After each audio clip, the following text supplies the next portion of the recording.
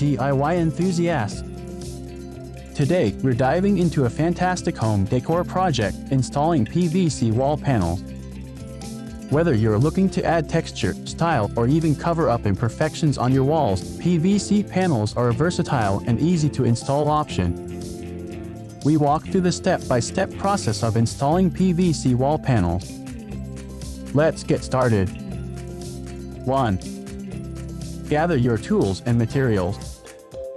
First things first, gather your tools and materials.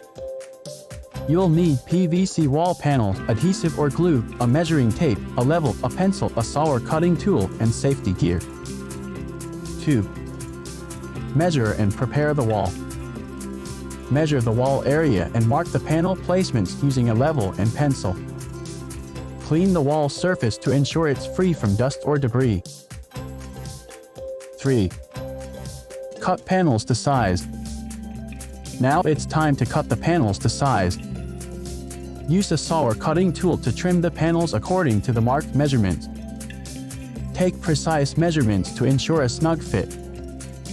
4. Apply adhesive and install panels. Apply adhesive or glue to the back of the PVC panels. Starting from one corner, press the panels firmly onto the wall, following the marked guidelines. Use a level periodically to ensure straight and even placement. 5. Finish and seal edges.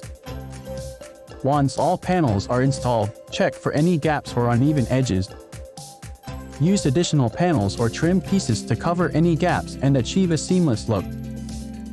And there you have it, your DIY PVC wall panel installation is complete. If you found this tutorial helpful, don't forget to like, share, and subscribe for more home improvement tips.